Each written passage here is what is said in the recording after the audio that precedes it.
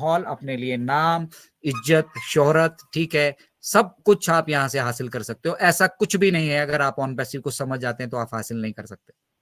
ऐसा कुछ भी नहीं है इस धरातल पे, ऐसा कुछ भी नहीं है जो ऑन पैसिव में जुड़ने के बाद, मतलब रियल मायने में, जो सही में, जो प्रैक्टिकल हो। इवन आप चांद पे घर बनाना चाहेंगे वो भी हो जाएगा। इस तरह का बिजनेस आपको ला कर दे दिया है यार। और फिर उस बिजनेस में चैलेंजेस आ रहे हैं, उनको नहीं हमें कोई लेना देना, उनसे नहीं हमें कोई लेना देना है, ठीक है। तो at least we can appreciate that और अंडरस्टैंड दैट। दो ही काम कर सकते हैं, या फिर तीसरा हम चादर तकिए लेकर सो सकते हैं आराम से, ये भी है, ये भी बहुत ईजी है। इसीलिए ऑन और पैसिव दोनों चीजें हैं यहाँ पे। लेकिन किसी तरीके से डिस्ट्रैक्ट करना कम्युनिटी को, ठीक है, जो लोग यहाँ पे जुड़े नहीं है उन लोगों के अंदर यहाँ इनसिक्योरिटी डेवलप करना, ठीक है। भैया जब आप ऑन पैसिव में, मिस्टर ऐश ने कहा था अभी लास्ट टू लास्ट, जब वो मतलब क्रिस और मार्टी के 360 पर अचानक से आ गए थे, कोई प्लान नहीं था, ठीक है। तब उन्होंने कहा था कि if anybody who is having problem in on passive or who is having problem with on passive, मतलब जो ऑन पैसिव में है उसको समस्या है या किसी को ऑन पैसिव से समस्या है, ठीक है, तो वो आदमी खुद में अपने आप में एक बहुत बड़ी समस्या है इस समाज के लिए, खुद में एक बहुत बड़ी समस्या है समाज के लिए, और उसको अपने ऊपर काम करना चाहिए।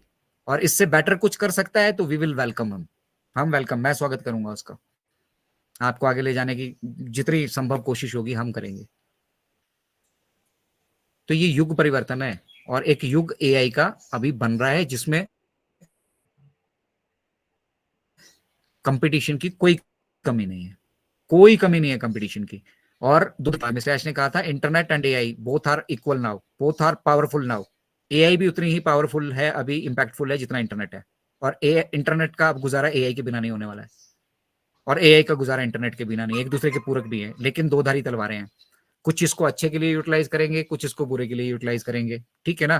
कुछ अभी आपकी आवाज कॉपी कर दे रहे हैं, ठीक है, आपका वीडियो बना के घर भेज दिया कि भाई मेरे को कैद कर लिया है, मेरे को 2 लाख रुपए भेज दो, आपका मोबाइल स्विच ऑफ पड़ा है, ठीक है, हड़प लिए। और कुछ ऐसी टेक्नोलॉजी डेवलप कर रहे हैं कि आप एक सिग्नल देंगे, सभी को, सबको पता होगा कि भैया ये तो झूठ बोल रहा है, और ट्रैकर पे मैंने देख लिया ये तो ऑफिस में बैठा है, ये फलाना तो झूठ बोल रहा है। तो यहाँ पे फ्रॉड करने वाले तुरंत पकड़े जाएंगे। और दूसरा, ऑन पैसिव इकोसिस्टम में जब लोग जुड़ जाएंगे, यहाँ फ्रॉड एक्टिविटी कोई कर ही नहीं सकता, सिंपल सी बात है, क्योंकि पूरी डिटेल्स है हमारे पास और एआई की नजर है। एआई पूरी नजर रख रही है कि ये क्या, किस तरह की हरकतें कर रहा है, किस तरह का करेक्टर है, कहाँ आता जाता है, क्या करता है, ठीक है, पूरी हरकतें रख रहा है। और उसका आप केवाईसी करके कंसेंट देंगे अपना। नो योर कस्टमर, जब आप बैंक में अपना जाते हैं, इतना बड़ा फॉर्म होता है आपका, जो बैंक अकाउंट का फॉर्म होता है, कभी पढ़ा? अगर आपने उसको एक बार पढ़ लिया, आप बैंक अकाउंट नहीं खोलेंगे, खोलेंगे ही नहीं। कभी पढ़ लीजिएगा उसको ढंग से, आप कभी बैंक अकाउंट नहीं खोलेंगे। एक सिम कार्ड आप लेते हैं, उस सिम कार्ड के साथ कितनी सारी चीजें जुड़ी है, अगर आप उसके पूरे फॉर्म को पढ़ लेंगे, ठीक है, आप सिम कार्ड ही नहीं लेंगे। तो हमें जानबूझकर आदतें डाली गई है कि भैया पढ़ो लिखो मत, कुछ सिर्फ साइन करो चले जाओ। कभी आपने देखा किसी मैनेजर को बोला कि सर ये फॉर्म पढ़ लीजिए एक बार, ठीक है, ध्यान से, और उसके बाद हम आपका अकाउंट खोल देंगे? वो बोलता सर अब यहाँ साइन कर दो, यहाँ साइन कर दो, 2 फोटो दे दो बस, बाकी मैं कर लूंगा। क्यों? क्योंकि वो चाहते नहीं पढ़े। आप पढ़ेंगे तो आप डेफिनेटली नहीं करेंगे, पता है उसमें बहुत सारी चीजें ऐसी लिखी हुई हैं। सिमिलरली आपको एक्सप्लॉइट करने के लिए वहां टर्म्स एंड कंडीशंस होती हैं। आज हम बात कर रहे थे, ठीक है, मेरे यहाँ एसबीआई की ब्रांच होती थी, और मुझे उनकी टर्म्स एंड कंडीशंस नहीं पसंद आई, मैंने उनको नहीं एक्सेप्ट किया। आज वो मेरे यहाँ से जा चुके हैं, खाली कर चुके हैं मेरे प्रमाइसिस को, ठीक है। और आने वाले टाइम में किसी एक, जब मैं सशक्त हो जाऊंगा, आज मैं पावरफुल नहीं हूँ, मेरी कोई नहीं सुनेगा, ठीक है। उनमें टर्म्स एंड कंडीशन किस तरह की थी कि हम आपके यहाँ आ जाएंगे, अब आप अपना मकान नहीं बेच सकते किसी को, आपको पहले हमसे परमिशन लेनी पड़ेगी, पूछना पड़ेगा कि हम अपना मकान बेचे या नहीं बेचे। आप हमसे मकान नहीं खाली करवा सकते अब, ठीक है। अब और कॉन्ट्रैक्ट में लिखा होता है कि 3 महीने का नोटिस पे हम उनको कह सकते हैं खाली करने के लिए, ठीक है। हमारा प्रमाइसिस वो जब मर्जी मन करेगा 3 महीने का नोटिस देंगे, खाली करके चले जाएंगे, हम कुछ नहीं कर सकते, ठीक है। लेकिन अगर हमने उनको नोटिस दे दिया कि 3 महीने के अंदर खाली करिए, तो उसमें क्लॉजेज हैं कि भैया पब्लिक सर्विस का ये है, एकदम से बैंक कहीं शिफ्ट नहीं हो सकता, पब्लिक को तकलीफ होगी, ऐसा होगा वैसा होगा, 10 कहानी है उनके पास, वो खाली नहीं करेंगे। लेकिन अगर वो खाली करके जाना चाहें, जब मर्जी चले जाएंगे। ये क्या है? This is exploitation. इस तरह का एक्सप्लॉइटेशन हो रहा है, उसमें टर्म्स एंड कंडीशन दुनिया भर की है, ठीक है। उनकी एक टर्म्स एंड कंडीशन में था कि भैया इधर जो जितना भी बिजली का लोड पड़ेगा वो आप प्रोवाइड करेंगे। तो ठीक है, हमने अपने हिसाब से हम इलेक्ट्रिसिटी डिपार्टमेंट के पास गए, भी इनकी 3 फेज की रिक्वायरमेंट आप करके दीजिए। उन्होंने बोला हम आपको देंगे ही नहीं, आपकी रिक्वायरमेंट ही नहीं है, बैंक की रिक्वायरमेंट है। ठीक है, बैंक आएगा, बैंक को ही देंगे हम। तो बैंक को अपने नाम से लेना पड़ा। अपने अपने सिस्टम है और सब जगह आपको अलग अलग तरीके से एक्सप्लॉइट किया जा रहा है। ठीक है, दब के रहिए भैया, हम सरकार है, सरकारी बैंक है, तुम्हें यहाँ दब, अरे मेरे प्रेमाइसिस में आ रहे हो भैया, हमारे बीच में म्यूचुअल एग्रीमेंट हो रहा है, तो म्यूचुअल कहाँ है, वो तो बाई फोर्स है, आपको कंडीशन माननी पड़ेगी।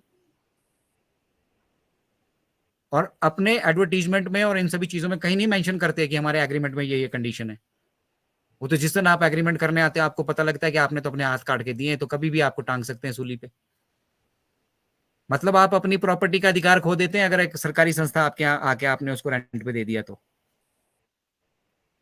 तो ये क्या हो रहा है, एक्सप्लॉइटेशन हो रहा है। सिमिलरली आप किसी कंपनी को देंगे और देंगे, कहीं देंगे, उनका भी अपना अपना फंडा है और उस हिसाब से पे नहीं करेंगे। शर्तें उनकी ऐसी है राजकुमारों वाली, ठीक है, लेकिन पेमेंट देंगे वो गांव वाली। अब शहर की ब्रांच में उसी स्पेस का किराया 1.5 लाख रुपए है और मुझे 5,000 रुपए देने में तकलीफ है।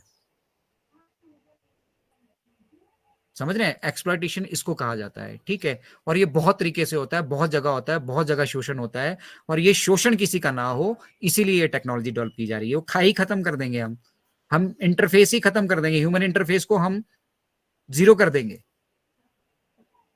Late AI take the decision, let AI see whether it is right और wrong, let somebody who is not my friend भाई डिसाइड कि क्या यहाँ पर करना चाहिए। ठीक है, तो एआई का इंटीग्रेशन दोनों तरीके से होने वाला है, आपकी बैंड बजाने के लिए भी, ठीक है, और आपको यहाँ पे सुखद बनाने के लिए, आपके जीवन को, आपके लाइफ को कंफर्टेबल बनाने के लिए भी, आपको सॉल्यूशंस प्रोवाइड करने के लिए भी। ठीक है, और वो सारी चीजें जो बैकएंड पे करने के लिए बहुत वक्त लगा करता था, उसको भी यही सेकंडों में, मिनटों में करने वाली है। ऐसा ही एक वेबसाइट बैक साइड पे डिजाइन हो रहा है हमारा, जो इजिप्ट से मिस्टर तंतोई कर रहे हैं। ठीक है, and just wait and watch, वो कितना पावरफुल रहने वाला है, क्या वहां से होने वाला है और कैसे। उन्होंने कहा कि अब हम किसी के पास नहीं जाएंगे, हमने सिस्टम डेवलप कर लिया, कंप्लायंसेस सारे ले लिए, अब जिसको जरूरत है वो इस वेबसाइट पे आए। ठीक है, और इस वेबसाइट के आने के बाद सीखे और आगे मूव करे। वो किसके लिए, बड़े बड़े गवर्नमेंट्स एंड गवर्नमेंट ऑफिशियल्स और उन डिपार्टमेंट्स के लिए, उनके लिए अलग से एक साइट शुरू कर दी है।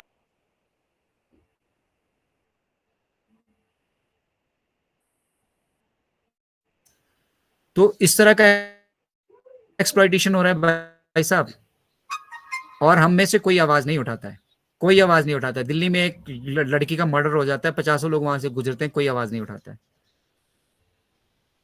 क्यों? क्योंकि हमें अपने लिए जीना सिखाया जा रहा है भाई, अपनी सोच।